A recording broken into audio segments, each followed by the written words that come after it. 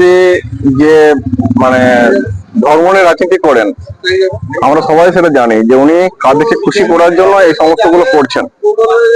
তো একটা জিনিস আমরা যেটা জানি যে আমরা সনাতনী, আর সনাতন ধর্ম আজকে নয়, হাজার হাজার বছর ধরে এই সনাতন ধর্ম আমরা মেনে আসছি। শ্রীরাম আজ থেকে 7,500 বছর আগেকার উনি জন্মেছেন, কৃষ্ণ 5,500 বছর। তো তার আগে থেকে আমাদের সনাতন ধর্ম রয়েছে। তো আমরা দেখেছি সনাতন ধর্মে বিভিন্ন অসুর, বিভিন্ন রাক্ষসীর আমরা ঘটনা শুনেছি। তো বিভিন্ন সময়তে অসুরের মতো আসরিক শক্তি আমাদের ভারতবর্ষে রাজ করেছে। বর্তমানে আমাদের এখানেও সেই আসরিক শক্তি রাজ করছে। তো সেই আসরিক শক্তিকে এবার আমরা দেখতে পাচ্ছি যে কারা আসরিক শক্তি।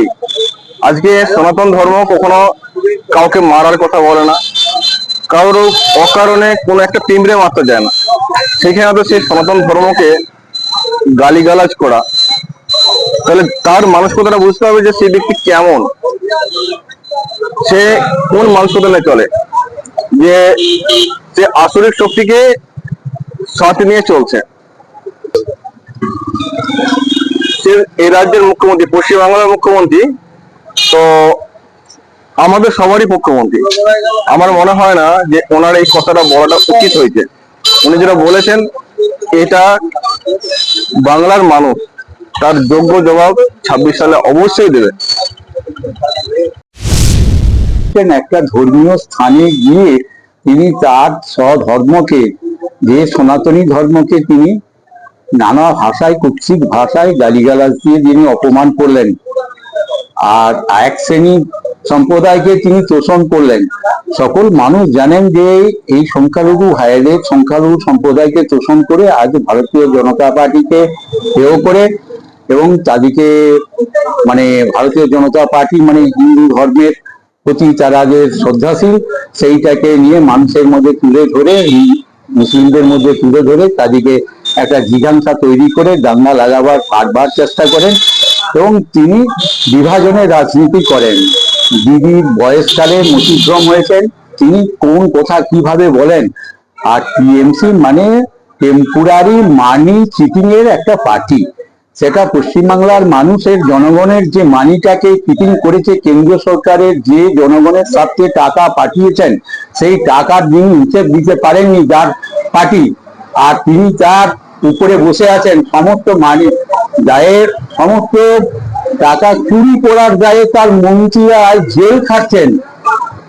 আজকে পশ্চিমবাংলাবাসী নিশ্চয়ই জেনে গেছেন যে এই তৃণমূল পার্টিটা কি পার্টি, আর তার যিনি নেতৃত্ব দিচ্ছেন দিদির বয়স হয়ে মতিভ্রম হয়েছেন, যেখানে খুশি সেখানে তার কথা বলছেন। যেভাবে তার সাংবিধানিক তিনি পদে যে জায়গায় বসে আছেন, সর্বোচ্চ সংবিধানকে রক্ষা করা তার দায়িত্ব, কিন্তু যে সংবিধানকে পদদলিত করে, বারবার অপমানিত করে, তার বাক্যবাণে সংবিধানকে তিনি অপমান করছেন, সেই কথাটা তিনি কি বুঝতে পারছেননি? তিনি বুঝে ওইখানে যে বসে আছেন।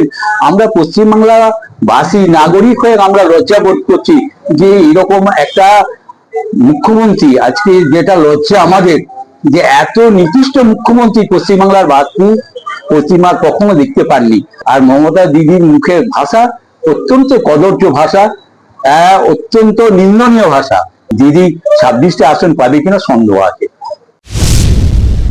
রেড রোডের যেটা হচ্ছে একটা ধর্মীয় মঞ্চ থেকে উনি একজন রাজ্যের মুখ্যমন্ত্রী, সকল ধর্মের উনি প্রতিনিধি, সকল ধর্মেরই রক্ষাকর্তা উনি।